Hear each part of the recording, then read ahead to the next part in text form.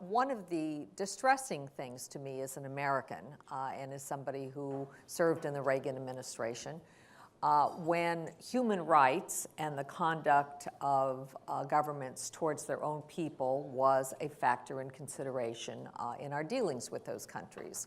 I know that the Secretary of State, George Shultz, once said that he never had a meeting with his counterparts in the Soviet Union when the subject of the treatment of dissidents and Jews in the Soviet Union was not a subject of concern. And one of the things that was most distressing to me about the agreement between the United States and Iran was that the condition of people living in Iran, even the condition of Americans being held captive at the time, was not, at least to our knowledge, a subject of those negotiations. And so what we have seen is that Iran pretty much got what it wanted, which was the sanctions lifted and a huge infusion of money into the country, and at a time when the country was struggling. When there was a lot of unrest within the Iranian population because of their standard of living and because of the political and religious repression that goes on within that state. But we did not get any assurance that there would, in fact, be an opening up. And sometimes governments, and the United States has certainly done this with other countries, it's done it just recently with Cuba, enter into a relationship with an authoritarian or totalitarian regime under the assumption that opening up that country will, in fact, help lead to change. Well, it doesn't always work that way, and it remains to be seen whether it's going to work that way with Iran.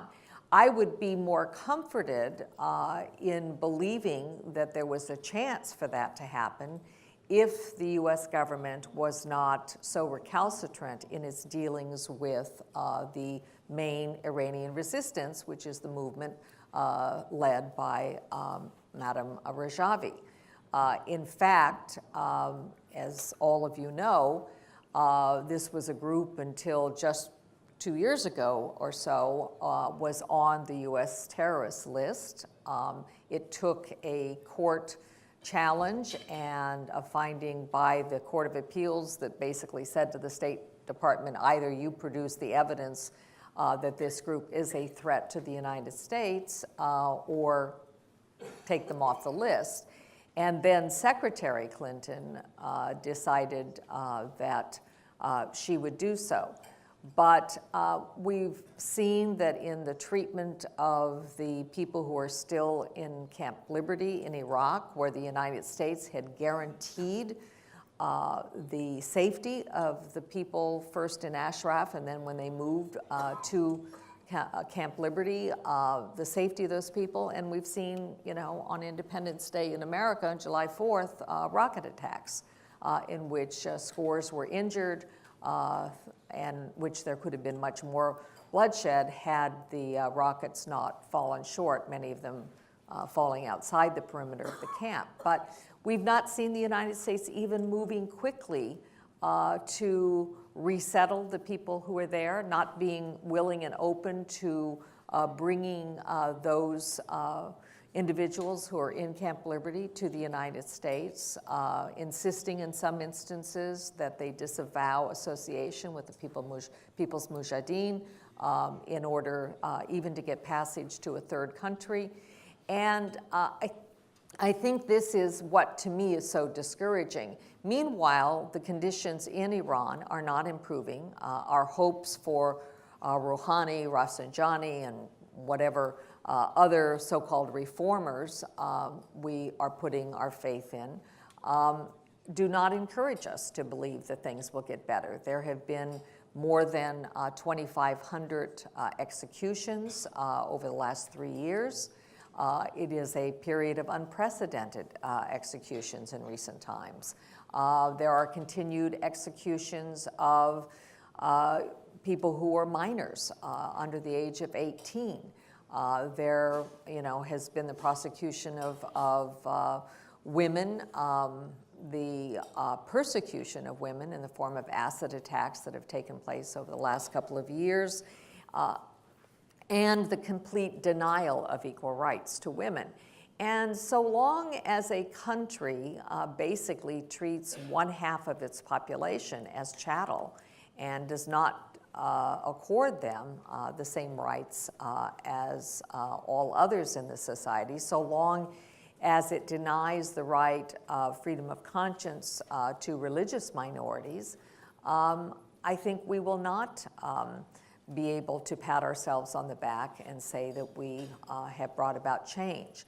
I think what we can do, what we should do as a government, and I'm hopeful that whoever wins the election, I hope if it is Secretary Clinton, that she has a change of heart and that she reaches out and does give support and at least opens up the doors of Camp Liberty to allow people to come here and recognize that working with the resistance is in the United States' best interests.